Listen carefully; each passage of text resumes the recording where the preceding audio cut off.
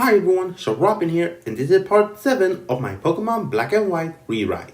So without further ado, let's dive in. Our story continues onward as Ash and the gang are heading towards Charlton Cave since Professor Juniper had contacted them that her father, Professor Cedric Juniper, is nearby and could probably tell Ash something about the stone.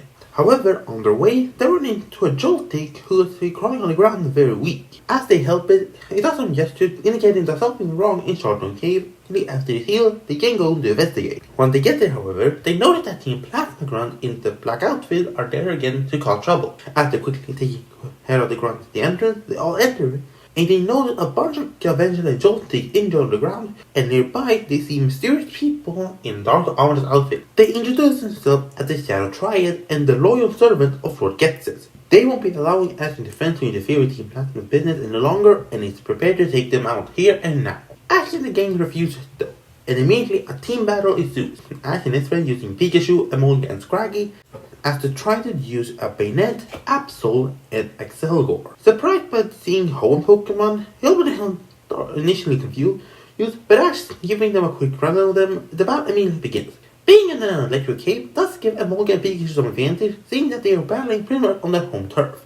However, noticing this, they immediately show off their brutal battling style and immediately single all their attack into one target, in beginning with Scraggy. Being bombarded by 3 powerful attacks is unfortunately too much for this little fighting type. However, when Excelgor goes in for a finishing blow, all of a sudden it gets knocked back by a Thundershock, revealing to be none other than Joltik. Seeing as he wants to help defending his home, the 3 electric type launches a combination attack and is actually able to weaken the Shadow Pokemon severely. Realizing they are outmatched, they immediately return to Pokemon and immediately flees the area. Once they get on the other side, they notice Professor Juniper, who apparently been held captive by Team Plasma.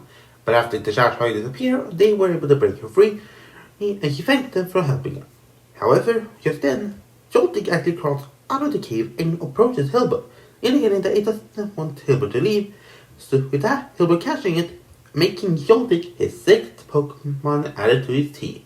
After the entire attack with Team Plasma and the Shadow Triad, Ash, Hilbert, and Hilda talk to Professor Juniper and saying that her father is a bit late. However, just then, they also notice that Sharon and Bianca are there because they're gonna be doing a Pokemon trade thanks to Professor Juniper. However, before then, they're gonna do a little battle with the Pokemon, as Sharon uses Carablast as Bianca uses Shelmet. Shelmet is immediately withdrawn and using a defensive style as Carablast is highly aggressive and fast.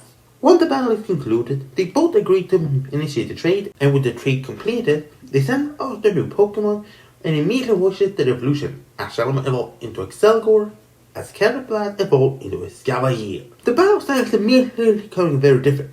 Excelgor is still defensive, using his much improved speed to avoid attack before delivering counter attack. Escavalier is the same as Carablast, being a fast and reckless attacker, rushing straight in. Eventually, they both rush in with an attack and they end in a draw. With the trade complete, the two thank the Juniper for the trade before embarking on the continued journey. But just then, a voice rings out, and that's when they notice Professor Juniper's father, Professor Cedric Juniper, appearing. He introduces himself to Ash and the gang, and he explains about what he had found out about the stone, apparently called the Dark Stone, and he apparently has a great connection to the legend of the region, Zekrom. Ash explains about and talks about how he's planning on releasing Reshiram in order for people in Pokemon to separate, and Cedric reveals that there are similar legends about Reshiram involving something called the Light Stone. According to the legend, if a person has one of these 2 stones and either shows a strong ideal or a strong truth, the stone will summon the legendary Pokemon to the fielder's side. Being surprised to hear that, Ash wonders if he now having the stone will eventually lead to Zekrom coming. Cedric Juniper explains that it's a possibility and tells Ash to keep holding on to it and do whatever they can to continue on his ideals. With that out of the way, Ash and the gang decide to continue on their journey. Eventually, after a long time, our gang finally managed to reach Metropolitan City, and Hilbert and Hilda being excited seeing they are now finally back home. After showing Ash around for a bit, they decide to head toward the gym. However, when they are there, they notice a large crowd, and in the middle of it is Skyla. However, she is doing something unusual, air battle. Simply by sending out her Pokemon and then seeing her challenger Pokemon, she only uses that to determine if the challenger can get a Astronaut. This action infuriates Ash, saying that is not how it should be. When he confronts Skyla, however, Skyla simply approaches Hilbert and Hilda, seeing how she's happy they are back, but dismisses Ash claims about having a rare gym battle. As she attempts to leave, Hilbert then approaches Skyla and telling that they are going to have a battle, and reminds her of the promise they made when he left. that when he returns and challenges her to a battle, they're gonna have a real battle. Skylar agrees to it. However, still offers Hilbert to have a quick air battle just so he can see if he's gonna win or not. However, Hilbert straight up refuses, telling them they're gonna have a real gym battle without knowing each other's Pokemon team at all. The following day, Hilbert and Skylar eventually approach the battlefield with a lot of spectators showing up, seeing that Skylar is gonna have an actual gym battle, with even Skylar's grandfather showing up to be the ref. Hilbert takes a deep breath, having trained with Ash and Hilda beforehand, and he feels now ready to take on Skylar. The battle begins, and the first matchup is Swoobat versus Joltik. Skylar thinks he has the in the bag and immediately goes on the attack. However, using his string shot, Joltik is easily able to evade all the attacks, but then also uses it to tie all the flying objects on the battlefield together, forming a gigantic spider web. As Skylar tries to swoop a dart weapon as much as she could, eventually it gets trapped. Before then, Joltik delivers a powerful thunder shot to the web, which actually causes the entire thing to get electrocuted, creating a gigantic electro web. And being caught in it, Swoobat received the full force of the attack and before falling to the ground unconscious. Skylar is surprised. She had not expected that sort of maneuver at all. But she tried to keep her cool, saying that it was merely a fluke.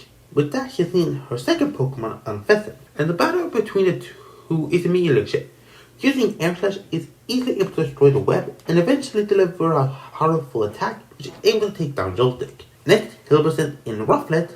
However, the battle is immediately in Skylar's favor, having Unfezant being faster and bigger than Rufflet, and unfortunately taking a lot of damage, and Hilbert decides to return it for now, before sending in his final Pokemon, Carracosta. Having his Bolt being able to overpower Unfezant, is able to take it quickly, and lastly, Skylar sent in her final Pokemon, Swanna. The battle between the two water types is very back and forth. While Hilbert had a type advantage because of rock typing, Swanna can easily heal itself with Aqua Ring, which immediately turned the battle against Hilbert. Even trying to use Shell Smash eventually backfired, seeing how it made any attack Carracosta take become even more damaging. Eventually, Swanna delivered a powerful Hurricane, which hit Carracosta hard, and eventually is able to knock it out. With that, Hilbert sent in his final Pokemon, Rufflet, and the battle between the two flying types immediately commences. However, Swanna is faster and bigger and pretty much beat down Rufflet, eventually even knocking it toward the ground with the Hurricane. Skylar said that she definitely won, and knowing that her Earth battle was going to be winning, he attempted to leave. However, Hilbert yells at her to come back, saying that the battle is not over. Rufflet is not giving up yet. Responding to Hilbert's word, Rufflet gets up and lets out a piercing screech before getting enveloped in a blue light and evolving into Braviary. Being surprised by the sudden evolution, Skylar has no counter when Hilbert comes on a superpower, which is able to hit Swanna hard. The battle between the two flying types is immediate. Now being completely equal in speed, it all becomes a match of power. Eventually, they collide with the connection of Airlace and Braybird, and in the end, Braviary has won and Skylar has been defeated.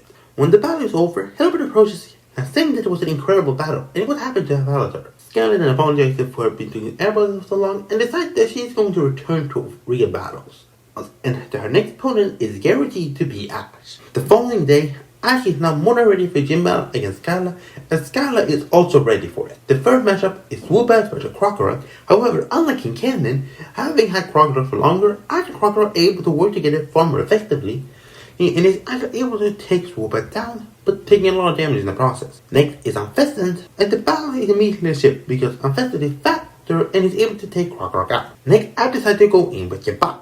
We see like an odd choice using a ground type after another. However, that is what I wanted. Lawrence starting to attack at close is able to deliver some powerful attacks and even using Draco Meteor as a way to cap down on Unfezant's mobility. Eventually, it comes down to a collide between Airlace and Dual Shock, and Gabite is able to come out on top. Next up is Swanna, who is able to take down Gabite after only taking a few hits. And with that, added in final Pokemon Pikachu, and while Swanna has an anti-electric strategy, it's unfortunately not enough for this powerful electric type, and a close-up Thunderbolt is able to take it down, giving Ash his sick gym back. Later that night, Ash, Hilbert, and Hilda are celebrating alongside Skylar and her grandfather, and Miles explains that soon in a nearby town, they're gonna hold an event called the Club Explosion.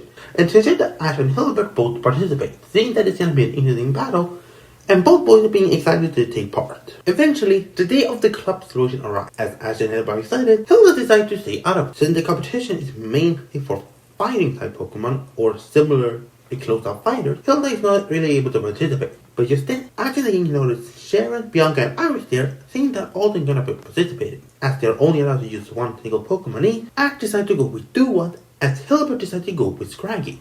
Surprising him that he's not going with Pignite, Hilbert said that he believes that Scraggy could benefit far more than he and Pignite could. Eventually, the first matchup goes out of the way, and every one of them winning their battle with relative ease. In the second round, Iris, Ash, and Hilbert are all able to advance.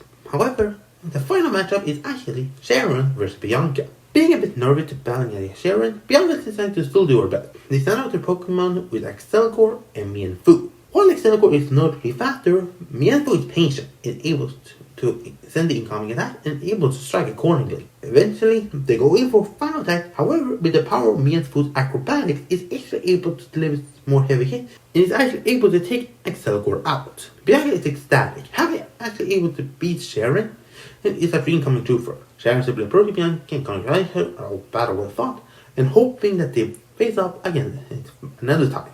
And Sharon also wishing her good luck and hoping that she wins the entire thing. Next, we go into the semi-finals as Ash battling Bianca and Hilbert battling Iris. First, in Ash versus Bianca, both Mienfoo and Duwat are disciplined and hard fighters. While the battle is close, Bianca is able to go for a high junking in order to finish it. However, Duwat is able to sidestep the time, which causes Mienfoo to win in pain, which is enough time for Duwat to land a double Razor Shell, which is able to take Mienfoo down. Bianca is sad, however, Ash congratulates her on a battle as well, and Bianca eventually shows up again. Next, we have Iris versus Hilbert. As Iris is in Stradigan, Hilbert goes with Scraggy. While Scraggy is smaller than Stradigan, is able to avoid most of his attacks. After a while of avoiding most of Stradigan's attack, tiring it out, they eventually both decide to go in for one last clash between Dragon Rush and Headbutt. And as the moves collide, it's pretty much a head-to-head clash. However, just in the nick of time, all the damage Scraggy has done to Stradigan so far have become too much and Stradigan fails, meaning Hilbert have managed to win. But with that, it's now time for the final battle of the Club Explosion, Ash versus Hilbert. Hilbert is nervous facing against Ash, however he makes sure that he's going to give his all. With that, they send in Duwat and Scraggy, and Duwat is immediately in the lead, using his disciplined and calm battle style against Scraggy's wild and reckless style, unfortunately causes Scraggy to get hit a lot and land very little attacks. Hilbert does his best to guide Scraggy through it, and while they are able to land a couple good hits, it's unfortunately not enough to take down Duwat. However, Scraggy is stubborn as ever, refuses to give up, and actually evolves into Scrafty. The battle immediately takes a shift, but Scrafty, even learning a new move in Focus Blast, is able to deliver some heavy damage on Duwat. Eventually, both of them are exhausted, and decide to finishing it with the clash of Razor Shell and Headbutt. However, when the moves have ended, it's Duwat who eventually falls, meaning that Hilbert had won the Club's Explosion, and Ash was congratulating his friend on doing a well job. And that will be all for today. Thank you so much for watching, like and subscribe if you like this, and I'll see you all in part 8. Bye!